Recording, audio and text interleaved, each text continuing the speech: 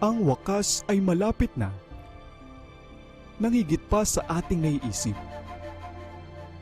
Sa mga panahong nakalipas, bago pa ang paglalang sa mundo, ang isang tunggalian ay nagsimula na. Isang tunggalian sa pagitan ng dalawang kapangyarihan. Isang tunggalian sa pagitan ng mabuti at masama. Isang tunggalian na magpapabago sa takbo ng panahon. Ito ang malaking tunggalian.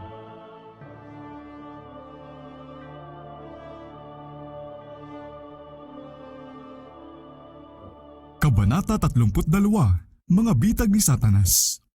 Ang malaking tunggalian sa pagitan ni Kristo at ni Satanas na halos 6,000 taon nang nagpapatuloy ay malapit nang matapos. Kaya't pinag-iibayo ng dyablo ang kanyang mga pagsisikap upang biguin ang gawain ni Kristo para sa kapakanan ng tao at upang ipermi ang mga kaluluwa sa kanyang mga bitag. Ang pigilan ng mga tao sa kadiliman at sa kawalang pagsisisi hanggang matapos ang pamamagitan ng tagapagligtas at mawalan na ng handog para sa kasalanan ay siyang layuning hangad niyang maisagawa. Kapag walang natatanging pagsisikap na ginagawa upang labanan ang kanyang kapangyarihan, kapag ang kawalang malasakit ay laganap sa iglesia at sa sanglibutan, si Satanas ay hindi nababahala, sapagkat walang panganib na mawala sa kanya yung mga dinadala niyang bihag sa kanyang kagustuhan. Subalit kapag natatawag ang pansin sa mga walang hanggang bagay at ang mga kaluluwa ay nagtatanong, anong dapat kong gawin upang maligtas? Siya'y nariyan agad, pinagsisikapang itapat ang kanyang kapangyarihan sa kapangyarihan ni Kristo at hinahadlangan ang gawain ng banal na Espiritu. Sinasabi ng kasulatan na minsan noong ang mga anghel ng Diyos ay dumating upang humarap sa Panginoon, si Satanas ay dumating din kasama nila, Job 1:6, hindi para yumukod sa harap ng walang hanggang hari, kundi upang mas palawakin pa ang sarili niyang masasamang balak laban sa mga matuwid. Sa layuning ding iyon, siya'y dumadalo kapag ang mga tao ay nagtitipon para sambahin ang Diyos. Bagaman hindi nakikita, siya'y gumagawa ng buong sikap upang kontrolin ang isipan ng mga sumasamba. Gaya ng isang mahusay na general, inilalatag muna niya ang kanyang mga plano. Kapag nakita niyang nagsasaliksik ng kasulatan ang tagapagsalita ng Diyos, tinatandaan niya ang paksang ipinangangaral nito sa mga tao. At pagkatapos ay gagamitin niya ang lahat niyang husay at katusuhan para makontrol ang mga pangyayari upang hindi maabot ng mensahe yung mga dinadaya niya sa oras mismong iyon. Ang taong higit na nangangailangan ng babala ay tatawagan sa isang transaksyong pangnegosyo na kailangan niyang asikasuhin o kaya'y sa iba pang paraay hahadlangang makapakinig ng mga salitang sa kanya'y magiging halimuyak ng buhay tungo sa buhay. Muli makikita ni Satanas na ang mga lingkod ng Diyos ay nabibigatan dahil sa kadilimang espiritual na lumulukob sa mga tao. Pinakikinggan niya ang mga taimtim nilang panalangin para sa banal na biyaya at kapangyarihang makakabasag sa gayuma ng kawalang malasakit, kapabayaan at katamaran. At pagkatapos ay gagamitin niya ang kanyang mga paraan na may panibagong sigla. Tinutukso niya ang mga tao na magpakalayaw sa panlasa o kaya'y sa iba pang uri ng pagpapalayaw sa sarili. Sa gayoy napapamanhid ang kakayahan nilang makaramdam, ano pa't hindi na nila marinig ang mismo mga bagay na kailangan nilang matutunan. Alam na alam ni Satanas na ang lahat na maaakay niyang magpabaya sa pananalangin at pagsasaliksik ng Biblia ay madadaig ng kanyang mga pagsalakay. Kung kaya't iniimbento niya ang lahat ng posibleng pakana upang libangin ang isipan. Lagi nang may mga taong nagpapanggap ng kabanalan na sa halip na patuloy pang alamin ang katotohanan, ay ginagawang relihiyon ang maghanap ng kapintasan sa ugali o kamalian sa pananampalataya ng mga hindi nila kasundo. Yan ang mga kanang kamay ni Satanas. Ang mga tagaparatang sa mga kapatid ay hindi iilan at sila'y laging gising kapag ang Diyos ay gumagawa at ang kanyang mga lingkod ay nag-uukol sa kanya ng tunay na pagsamba. Sila'y magbibigay ng maling kulay sa mga sinasabi at ginagawa ng mga nagmamahal at sumusunod sa katotohanan. Kanilang sasabihin na nadaya o kaya'y mandaraya ang pinakatapat, pinakamasigasig at pinakamapagtanggi sa sariling lingkod ni Kristo. Gawain nila ang maliin ang mga motibo ng bawat tunay at marangal na gawain, ang magkalat ng pasaring at papaghinain ang mga baguhan. Sa bawat maisip na paraan, Pagsisikapan nilang ituring ng mga tao na napakasama't mapandaya ang kung anong malinis at matuwid. Ngunit walang dapat na madaya tungkol sa kanila. Maaring makita agad kung kanino silang mga anak, kung kaninong halimbawa ang ginagaya nila, at kung kaninong gawain ang ginagawa nila. Makikilala ninyo sila sa kanilang mga bunga. Mateo 7:16. Ang kanilang gawain ay katulad nung kay Satanas, ang makamandag na maninirang puri, ang tagapagparatang sa ating mga kapatid. Apokalipsis 12:10. Ang dakilang mandaraya ay maraming alagad na handa magharap ng lahat ng uri ng kamalian para bitagin ang mga kaluluwa. Mga kakaibang doktrinang ginawa upang umakma sa iba't ibang kagustuhan at kakayahan ng mga gusto niyang ipahamak.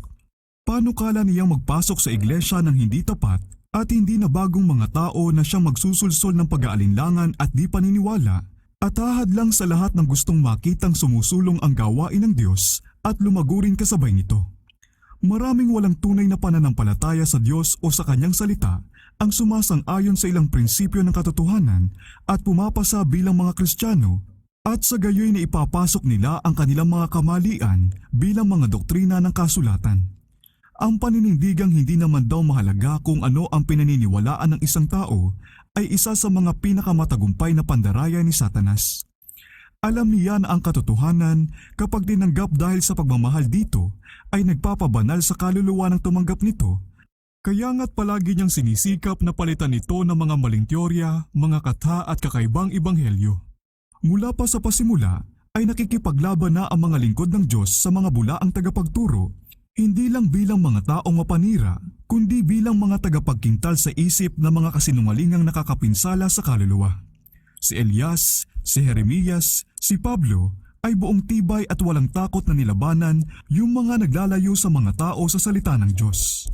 Ang pagiging liberal na iyon na nagtuturing na hindi mahalaga ang tamang pananampalatayang reliyon ay hindi sinang-ayunan ng mga banal na tagapagtanggol na ito ng katotohanan.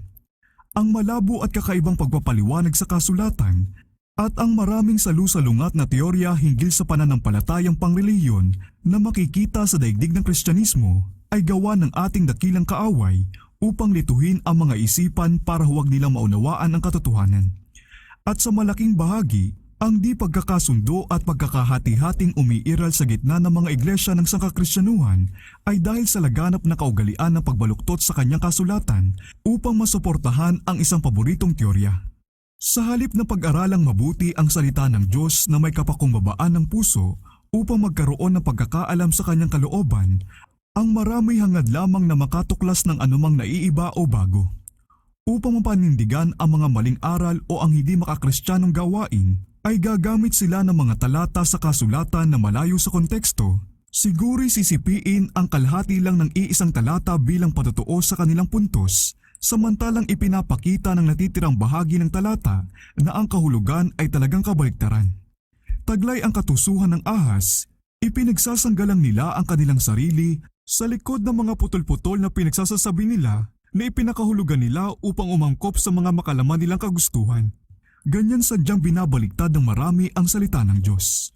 Ang iba namang may aktibong imahinasyon ay gagamit ng mga sagisag at simbolo ng banal na kasulatan at bibigyang kahulugan ang mga ito upang umangkop sa kanilang kagustuhan nang hindi pinahalagahan ang mga patotoo ng kasulatan bilang sarili nitong tagapagpaliwanag at pagkatapos ay ipapahayag nila ang kanilang mga kaibang ideya bilang mga aral ng Biblia. Tuwing pag-aaralan ng Biblia nang walang mapanalanginin, mapagpakumbaba at natuturo ang Espiritu, ang pinakamalinaw at pinakasimple at pati ang pinakamahihirap na talata nito ay mababaluktot mula sa tunay nitong kahulugan. Pinipili ng mga leader ng kapapahan ang mga bahagi ng kasulatan na pinakamaiging magagamit sa kanilang layunin.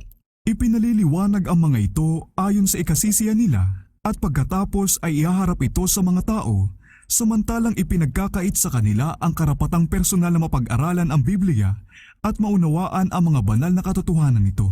Ang buong Biblia ay dapat ibigay sa mga tao ayon sa kung anong mababasa rito.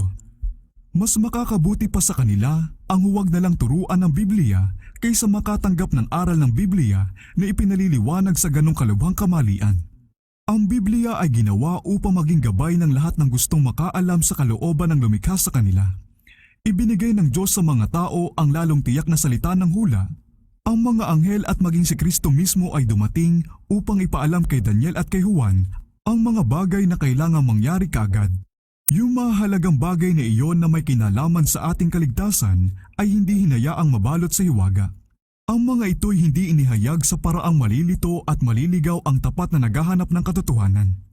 Ang sabi ng Panginoon sa pamamagitan ni Propeta Habakuk, "Isulat mo ang pangitain at gawin mong malinaw sa mga tapyas na bato upang ang makabasa niyon ay makatakbo." Habakuk 2:2. Ang salita ng Diyos ay malinaw para sa lahat na nag-aaral nito na may pusong mapanalanginin. Bawat kaluluwang tapat talaga ay darating sa liwanag ng katotohanan. Ang liwanag ay tinanim para sa mga matuwid. Awit 97:11. At walang iglesyang makakasulong sa kabanalan malibang ang mga kaanib nito ay masikap na naghahanap ng katotohanan na gaya sa natatagong kayamanan. Sa pagsigaw ng liberalismo, ang mga tao'y nabubulag sa mga pakanan ng kaaway, samantalang sa lahat ng oras siya'y panayang gumagawa para sa katuparan ng kanyang layunin. Habang siya'y nagtatagumpay na ipalit sa Biblia ang mga palapalagay ng mga tao, ang kautusan ng Diyos ay naisa sa isang tabi at ang mga iglesia ay inaalipin ng kasalanan samantalang sinasabi nilang sila'y malaya. Para sa marami, ang mga pagsasaliksik ng siyensya ay naging isang sumpa. Ipinahintulot ng Diyos na mabuhos sa sanglibutan ang baha ng liwanag sa pamamagitan ng mga natuklasan ng siyensya at sining. Subalit maging ang mga pinakamatatalinong isipan, kung hindi nagagabayan ng salita ng Diyos sa kanilang pagsasaliksik, ay maguguluhan sa mga pagsisikap nilang siyasatin ang kaugnayan ng siyensya at ng banal na kapahayagan. Ang kaalaman ng tao kapwa sa material at espiritual na mga bagay ay bahagya lamang at kulang. Kung kaya't marami ang hindi kayang ipagkasundo ang mga pananaw nila sa siyensya at ang mga sinasabi ng kasulatan. Marami ang tumatanggap sa mga teorya at haka-haka lamang bilang mga katotohanan sa siyensya at inaakala nila na ang salita ng Diyos ay dapat subukin sa pamamagitan ng mga turo ng huwad na kaalaman. 1 Timoteo 6:20. Ang manglalalang at ang kanyang mga gawa ay hindi kayang maabot ng kanilang pangunawa at dahil hindi nila ito maipaliwanag sa pamamagitan ng mga batas ng kalikasan, ang kasaysayan ng Biblia ay ipinalalagay nilang hindi kapanipaniwala. Yung mga nag-aalinlangan sa pagiging kapanipaniwala ng mga kasaysayan sa luma at bagong tipan ay malimit na sumusobra pa at pinag-aalinlanganan na rin ang pagkakaroon ng Diyos at iniuukol sa kalikasan ang walang hanggang kapangyarihan. At dahil kinalagna ang kanilang angkla, sila'y binayaang humampas sa malaking bato ng kawalang pananampalataya. Kaya't marami ang naliligaw sa pananampalataya at nadadaya ng dyablo. Ang mga tao ay nagsisikap na maging mas matalino pa kaysa sa lumikha sa kanila. Sinubukang saliksikin at ipaliwanag ng filosofiya ng tao ang mga hiwagang hindi mahahayag kailanman sa buong panahon ng walang hanggan. Kung ang sasaliksikin lamang at uunawain ng mga tao ay ang mga bagay na ipinaalam ng Diyos tungkol sa kanyang sarili at sa kanyang mga layunin, sila'y magkakaroon ng napakalaking pagkaunawa sa kaluwalhatian, kadakilaan at kapangyarihan ni Jehovah. Ano pa't mapapagtanto nila ang sarili nilang kaliitan at masisiyahan na doon sa inihayag para sa kanila at sa kanilang mga anak. Isang obra maestra ng mga pandaraya ni Satanas ang panatilihing magsaliksik at maghahaka-haka ang isipan ng mga tao tungkol sa mga bagay na hindi ipinaalam ng Diyos at hindi niya binabalak na maunawaan natin. Ganyan nawala ng lugar si Lucifer sa langit. Siya'y hindi na kontento dahil hindi lahat ng lihim na mga layunin ng Diyos ay pinagtapat sa kanya at lahatan niyang binaliwala ang mga inihayag tungkol sa sarili niyang gawain sa napakataas na posisyong itinalaga sa kanya. Sa pamamagitan ng pagpukaw sa ganong din kawalang kasiyahan sa mga anghel na nasa ilalim ng kanyang pamamahala, naging sanhi siya ng kanilang pagbagsak. Ngayon ay sinisikap niyang punuin ang isipan ng mga tao ng ganong ding espiritu at akayin din sila na baliwalain ang mga utos ng Diyos. Yung mga ayaw tumanggap sa malilinaw at nakakasugat na katotohanan ng Biblia ay patuloy pa ring naghahanap ng mga nakakalugod na kasinungalingang papayapa sa kanilang mga budhi. Kung mas di gaanong espiritual, mapagtanggi sa sarili, at nakakahiya ang mga aral na ipinangangaral, mas malaki rin ang pagsang-ayong ipinapakita sa pagtanggap dito. Pinabababa ng mga taong ito ang kakayahang pangkaisipan upang pagbigyan ang mga hilig ng kanilang laman. At dahil sobrang talino na sa sarili nilang yabang para saliksikin pa ang mga kasulatan na may pagsisisi ng kaluluwa at taimtim na pananalangin para sa banal na patnubay, wala silang sanggalang sa maling paniniwala. Si Satanas ay nakahandang ibigay ang kagustuhan ng puso at inilalagay niya ang kanyang mga pandaraya kapalit ng katotohanan. Ganyan nakuha ng kapapahan ang kanyang kontrol sa isipan ng mga tao at sa pamamagitan ng pagtanggi sa katotohanan dahil kasama nito ang pagpasan sa krus, ang mga protestante ay sumusunod sa ganung ding landas. Lahat ng nagpapabaya sa salita ng Diyos, sa halip ay pinag-aaralan ang kaginawahan at patakaran upang sila hindi maging iba sa sanglibutan, ay babaya ang tumanggap ng mga kasuklam-suklam na maling doktrina kapalit ng katotohanan ng pangrelihiyon. Lahat ng maiisip na uri ng kamalian ay tatanggapin ng mga kusang tumanggi sa katotohanan. Siyang nangingilabot tumingin sa isang pandaraya ay agad na magtatanggapin ang isa pang pandaraya. Si Apostol Pablo, sa pagsasalita tungkol sa mga taong tumangging ibigin ang katotohanan upang sila'y maligtas, ay nagsabi, dahil dito'y pinapadalan sila ng Diyos na makapangyarihang pagkalinglang upang maniwala sila sa kasinungalingan, upang mahatulan silang lahat na hindi sumampalataya sa katotohanan, sa halip ay nalugod sa kalikuan. 2 Tesalonica 2:10-12. Sa ganyang uri ng babala sa atin, kinakailangang tayong maging maingat kung anong aral ang tinatanggap natin. Isa sa mga pinakamatagumpay na pamamaraan ng dakilang mandaraya ay ang mga mapandayang katuruan at mapanglinlang na kababalaghan ng espiritualismo. Sa pagpapanggap na anghel ng liwanag, inilalatag niya ang kanyang mga bitag sa lugar na hindi gaanong pinaghihinalaan. Kung pag-aaralan lamang ng mga tao ang aklat ng Diyos nang may taimtim na pananalangin maunawaan-nawa nila ito, hindi sila babayaan sa kadiliman upang tumanggap ng mga maling aral. Ngunit habang tinatanggihan nila ang katotohanan, sila'y nagiging biktima ng pandaraya. Ang isa pang mapanganib na kamalian ay ang doktrinang nagtatatwa sa pagka-Diyos ni Kristo na nagsasabing siya'y wala pa noong bago siya dumating sa mundong ito. Sa teoryang ito ay may pagsang-ayong tinatanggap na maraming tao na nagsasabing naniniwala sa Biblia, subalit ito'y sadyang salungat sa pinakamalinaw na pahayag ng ating tagapagligtas tungkol sa kanyang relasyon sa Ama, tungkol sa kanyang banal na likas, at sa kanyang pag-iral mula pa noong walang hanggan. Ito'y hindi maaaring mapasaisip ng walang pagbaluktot sa mga kasulatan na talagang hindi ipinahihintulot. Hindi lamang nito ibinababa ang pagkaunawa ng tao sa gawain ng pagtubos, kundi sinisira pa ang pagsampalataya sa Biblia bilang kapahayagan mula sa Diyos. Dahil dito'y mas mapanganib ito at mas mahirap ding kaharapin. Kung tinatanggihan ng mga tao ang patotoo ng mga kinasihang kasulatan tungkol sa pagka-Diyos ni Kristo, wala nang kabuluhan pang ipaliwanag ang puntong ito sa kanila, sapagkat walang paliwanag gaano man kapanipaniwala na makakakumbinsi sa kanila. Ang taong hindi ayon sa Espiritu ay hindi tumatanggap ng mga bagay ng Espiritu ng Diyos, sapagkat ang mga iyon ay kahangalan sa kanya at hindi niya iyon nauunawaan, sapagkat ang mga iyon ay nauunawaan sa pamamagitan ng Espiritu. 1 Corinto 2:14. Walang sino mang nangahawak sa kamaliang ito ang magkakaroon ng tunay na pagkaunawa tungkol sa karakter o misyon ni Kristo o tungkol sa dakilang panukala ng Diyos para sa katubusan ng tao. Isa pa ring palihim at mapaminsalang kamalian ay ang mabilis na kumakalat na paniniwalang si Satanas daw ay hindi isang personal na katauhan, na ang pangalan daw na iyan ay ginamit sa kasulatan para lamang kumatawan sa masasamang iniisip at pagnanasa ng mga tao. Ang turo na malawakang maririnig sa mga pulpito ng nakararami na ang ikalawang pagdating daw ni Kristo ay ang pagdating niya sa bawat tao sa kamatayan ay isang pakana upang ilihis ang isipan ng mga tao mula sa kanyang personal na pagdating sa mga alapaap ng langit. Maraming taon nang sinasabi ni Satanas ang ganito. Tingnan ninyo, siya'y nasa mga silid, Mateo 24:23-26.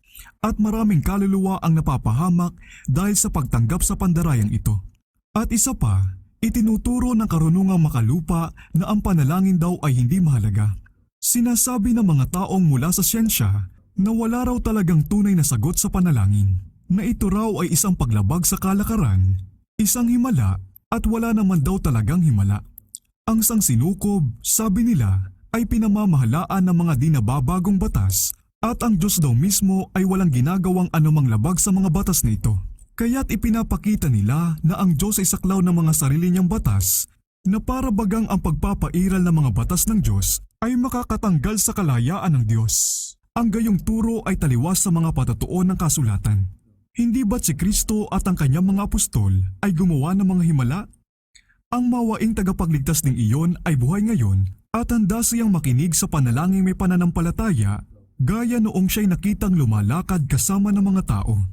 Ang natural ay nakikipagtulungan sa supernatural. Bahagi ng panukala ng Diyos ang ipagkaloob sa atin bilang tugon sa panalangin may pananampalataya, yung hindi sana niya ipagkakaloob kung hindi natin hiningi sa ganong paraan. Napakaraming mga maling doktrina at kakaibang ideya ang umiiral sa simbahan ng sangkakristyanuhan.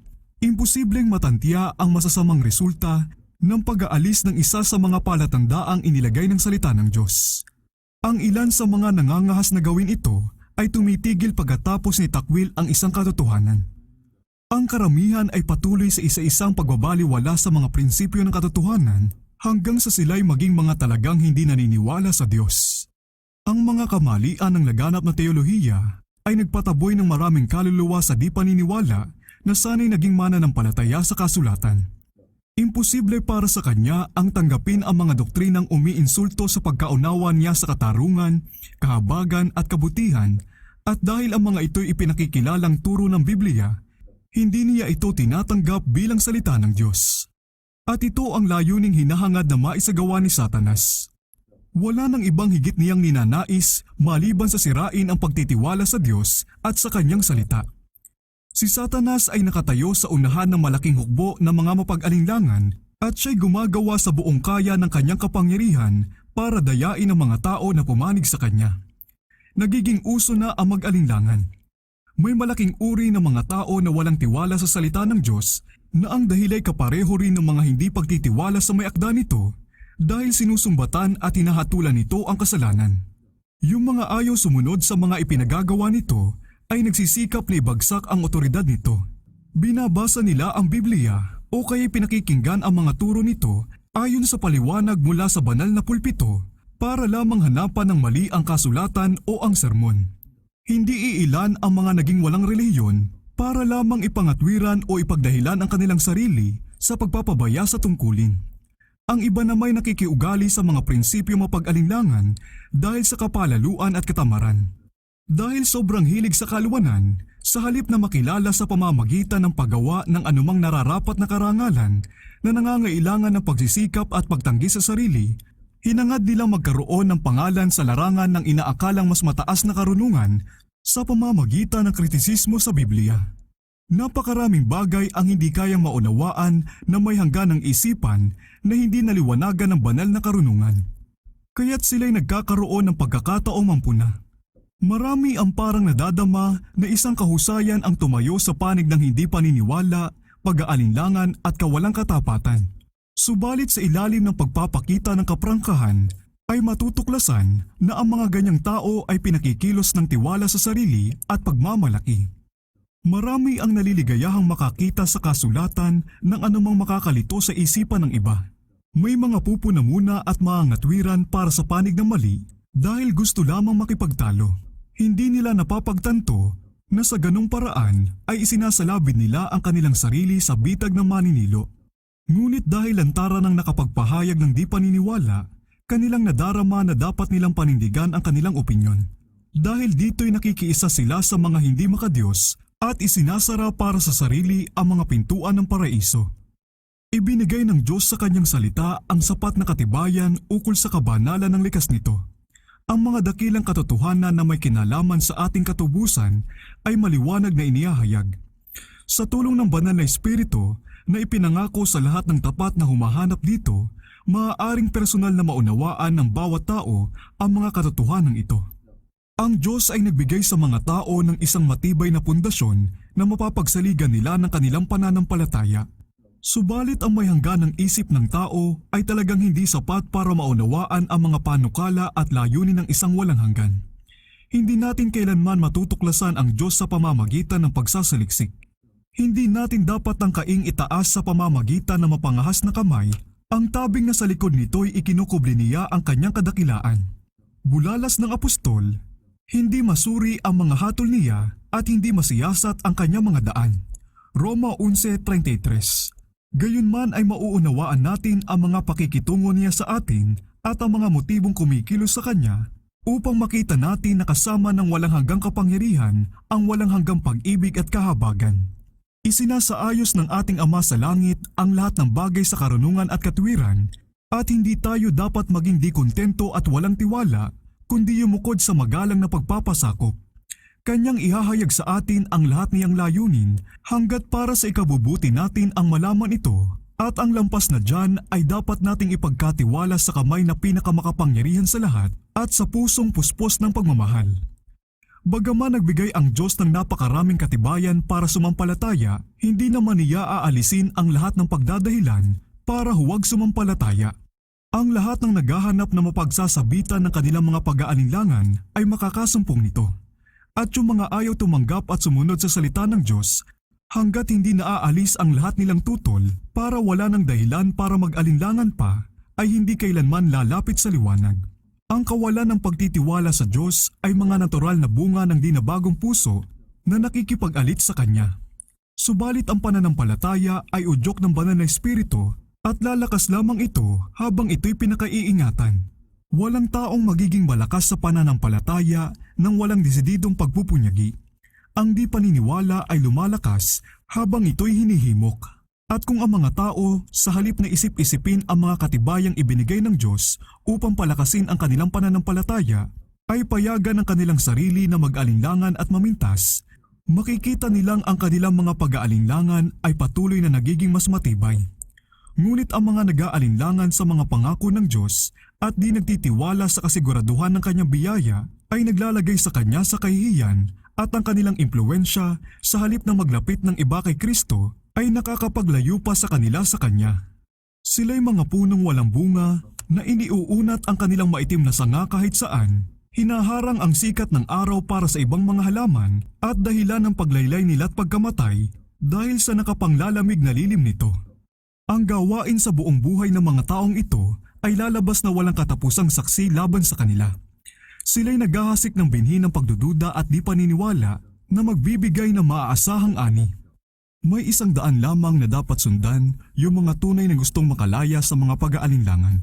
Sa halip na mag-alinlangan at pintasan yung mga bagay na hindi nauunawaan, ay bigyang pansin na lang nila ang ilaw na nagliliwanag sa kanila at sila'y makakatanggap ng higit pang liwanag.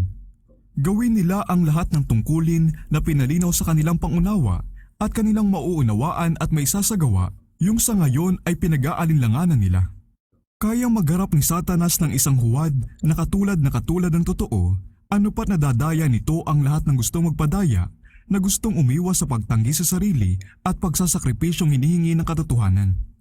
Ngunit hindi niya kayang pigilan sa ilalim ng kanyang kapangyarihan ang isang kaluluwang tapat na naghahangad na malaman ang katotohanan, anuman ang maging kapalit. Si Kristo ang katotohanan at ang ilaw na tumatanglaw sa bawat dumarating sa sanglibutan. Juan 1:9. Ang espiritu ng katotohanan ay isinugo upang gabayan ang mga tao sa lahat ng katotohanan. At batay sa kapamahalaan ng anak ng Diyos ay sinasabi, humanap kayo at kayo'y makakatagpo. Kung ang sinuman ay nagnanais gumawa ng kalooban ng Diyos, ay makikilala niya kung ang turo ay mula sa Diyos o sa tao. Mateo 7:7, Juan 7:17. Ang mga tagasunod ni Kristo ay walang gaanong alam tungkol sa masasamang balak na binubuo ni Satanas at ng kanyang mga hukbo laban sa kanila. Subalit siyang nakaupo sa kalangitan ay pangingibabawan ang lahat ng pakanang ito upang maisakatuparan ang malalalim niyang panukala. Pinahihintulutan ng Panginoon na ang kanyang bayan ay magdanas ng matinding pagsubok ng tukso, hindi dahil siya'y nalulugod sa kanilang paghihirap at pagdurusa, kundi dahil ang prosesong ito'y napakahalaga sa kanilang huling pagtatagumpay. Hindi niya maaaring lagi silang ipagsanggalang mula sa mga tukso sa pamamagitan ng sarili niyang kaluwalhatian, sapagkat ang pinakalayunin ng pagsubok ay ang ihanda silang kalabanin ang lahat ng pangaakit ng kasamaan. Hindi kayang pigilin ng masasamang tao ni ng mga dyablo ang gawain ng Diyos o hadlangan ang presensya niya sa kanyang bayan kung kanilang ipahahayag at tatalikuran ang kanilang mga kasalanan nang may napasukot nagsisising puso at sa pananampalataya'y aangkinin ang kanyang mga pangako. Bawat tukso, Bawat humahadlang na impluensya, hayag man o lihim, ay maaaring mapaglabanan ng matagumpay, hindi sa pamamagitan ng lakas ni ng kapangyarihan, kundi sa pamamagitan ng aking espiritu, sabi ng Panginoon ng manghukbo. Zacarias 4:6. Ang mga mata ng Panginoon ay nasa mga matuwid at ang kanyang mga tainga ay bukas sa kanilang mga panalangin. At sino ang gagawa ng masama sa inyo kung kayo'y masigasig sa paggawa ng mabuti? 1 Pedro 3:12-13. Noong si Balaam, dahil nabighani ng pag-asa ng masaganang gantimpala, ay nagsagawa ng panggagayuma laban sa Israel at sa pamamagitan ng mga handog sa Panginoon ay sinikap na manawagan ng isang sumpa laban sa kanyang bayan. Pinigilan ng Espiritu ng Diyos ang kasamaang gusto niyang pabagsakin at si Balaam ay napilitang ibulalas. Paano ko susumpain ang hindi sinumpa ng Diyos at paano ko lalaitin ang hindi nilait ng Panginoon? Mamatay nawa ako ng kamatayan ng matuwid at ang aking wakas ay maging tulad nawa ng sa kanya. Nang muling maialay ang handog, ang masamang propeta ay nagsabi, "Ako'y tumanggap ng utos na magbigay ng pagpapala, kanyang pinagpala at hindi ko na mababago iyon." Wala siyang nakitang kasamaan sa Jacob, ni wala siyang nakitang kasamaan sa Israel. Ang Panginoon nilang Diyos ay kasama nila at ang sigaw ng hari ay nasa gitna nila. Tunay na walang engkanto laban sa Jacob, ni panghuhula laban sa Israel. Ngayon sasabihin tungkol sa Jacob at sa Israel, anong ginawa ng Diyos?